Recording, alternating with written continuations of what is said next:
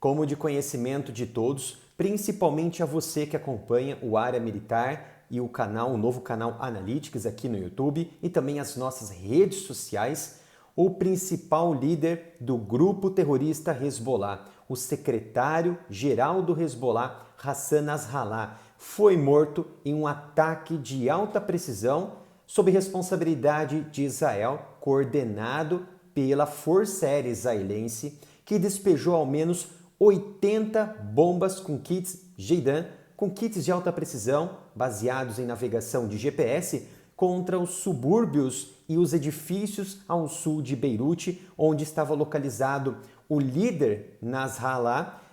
numa região que era conhecida como quartel-general do líder Nasrallah. E essas bombas, que são conhecidas como bombas GBU, que são manipuladas por Israel, foram lançadas pelos caças de combate F-15I modificados e especialmente preparados para Israel realizar esse tipo de combate. E essas bombas que foram convertidas de bombas burras ou bombas de gravidade receberam esses kits JEIDAM, que passaram a ter uma força de planeio muito maior, podendo estender o seu alcance até 28 quilômetros de distância, não precisando dos caças israelenses ficarem sob o alvo ou ficarem próximo ao alvo, sob risco de um ataque. E sem dúvida que este foi o maior ataque massivo lançado por Israel desde que o Hezbollah começou a atacar em outubro do ano passado o povo israelense em defesa aos terroristas do Hamas em Gaza, que também começaram a atacar o Estado de Israel em um plano ambicioso e irreparável contra diversos locais de Israel, matando civis inocentes, tirando a vida de bebês, de idosos, capturando mais de 300 pessoas que ficaram reféns e estão ainda até hoje nas mãos dos terroristas. E é claro que esses indivíduos, parte já foram mortos, mas ainda o Hamas utiliza esses reféns como tentativa de manipular uma negociação e assim diminuir as hostilidades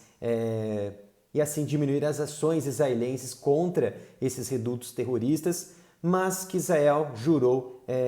prosseguir e ir até o final para erradicar esses terroristas, como agora está acontecendo no Líbano contra o Hezbollah. Vale dizer que ambos os grupos são totalmente diferentes no seu eixo, nos seus aspectos religiosos, mas mesmo assim o Hezbollah, que é um grupo xiita, comprou essas dores dos sunitas do Hamas sob a forte liderança e apoio, sem dúvida, dos iranianos liderados pelo Ayatollah Ali Khamenei, que é o líder supremo religioso do país. Então, de acordo com informações do próprio New York Times, a inteligência israelense já estava rastreando o Nasrallah ativamente há um bom tempo, por diversos meses, só que chegou no momento em que Nasrallah ele poderia mudar o seu posto de comando e de controle, os seus esconderijos, e que ficaria ainda mais difícil de Israel identificar esse local próprio de esconderijo, de um bunker próprio dele, e que poderia prejudicar ainda mais a tentativa de erradicar tanto a espinha dorsal do grupo terrorista Hezbollah, como também a quebra tanto de comando, tanto de liderança, quanto também do eixo de informações entre os soldados terroristas do Hezbollah. Então era preciso agir de forma muito rápida, agir de forma precisa neste momento contra Nasrallah. Então, se Israel não tivesse reagido a tempo no início da noite de sexta-feira contra esse reduto desse terrorista, e assim poderia perder essa possibilidade de encerrar esse conflito, esses ataques contra Israel. Então, essa ordem ela foi emitida pelo comando israelense através de uma ordem e através de autorização de Benjamin Netanyahu, ainda em sua viagem até os Estados Unidos, que logo que ficou sabendo de todos esses movimentos, após a sua ordem, ele cancelou todas as visitas de Estado que deveriam ser realizadas nos Estados Unidos e voou novamente de volta para Israel através do seu avião presidencial Zion Wing. Por que então essa morte, a eliminação de Hassan Nasrallah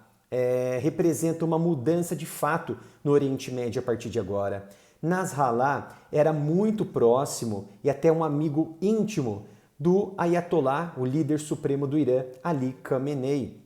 e o maior representante, sem dúvida, das atividades terroristas contra Israel. Isso porque o Irã ele não podia e ele não pode atacar diretamente Israel sob risco de um grande colapso, de um grande confronto regional entre Irã e Israel e outras nações ali presentes como grupos de procuração e que causaria a extinção do próprio país Irã. E como que fica agora a situação no Oriente Médio? E será que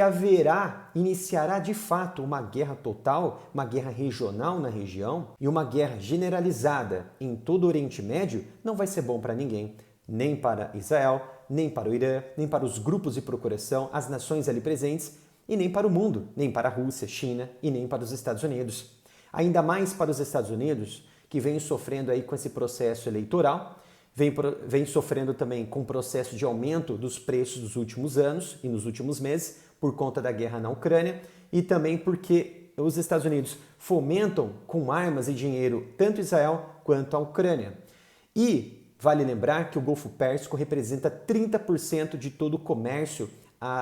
as transferências, a exportação de recursos energéticos como petróleo, gás, entre outros derivados. E o que isso pode ocasionar um colapso regional, um colapso mundial da economia e também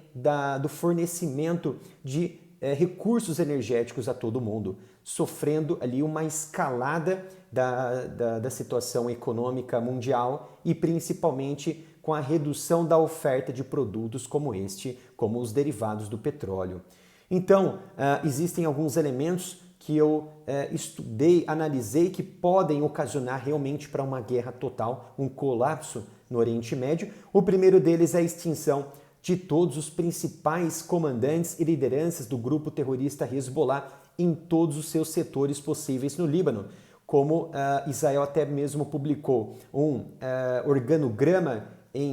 de forma hierárquica, mostrando todos os líderes mortos nos últimos ataques, nas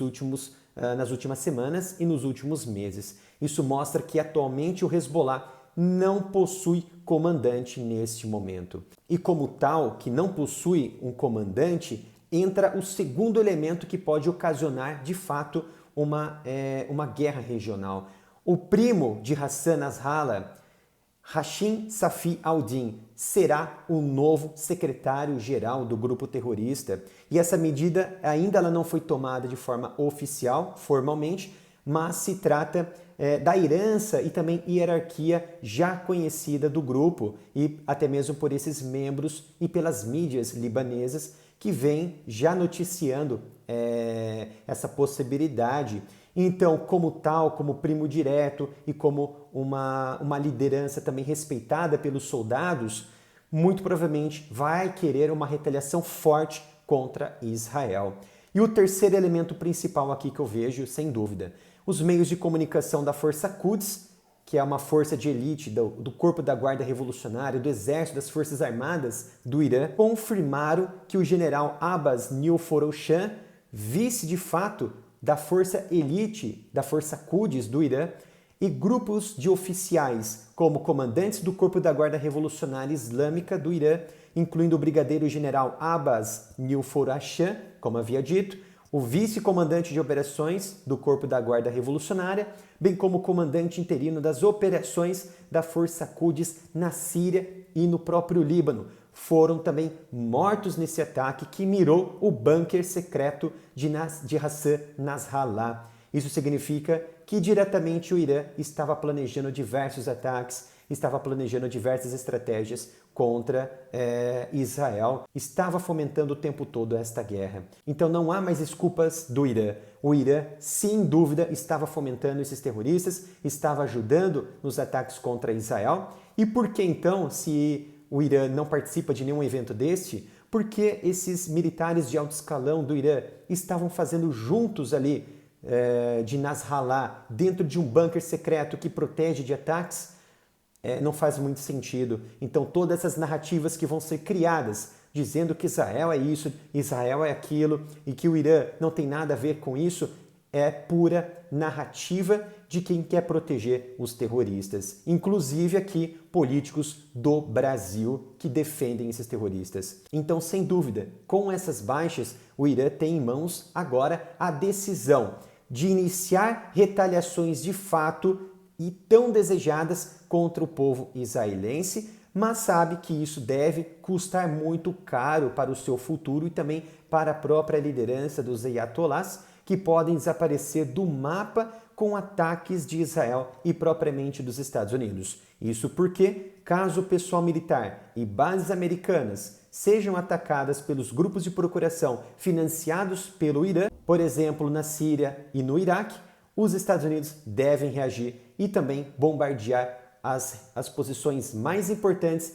e estratégicas das Forças Armadas do Irã na sua região. Espero que tenham gostado deste vídeo de análise sobre os principais pontos após a eliminação de Hassan Nasrallah, o que pode acontecer de fato com o Oriente Médio nesse momento. Não deixe de se inscrever, ativar as notificações, curtir e compartilhar o vídeo para não perder nenhum conteúdo. E obrigado pela sua presença, te espero no próximo vídeo aqui no canal.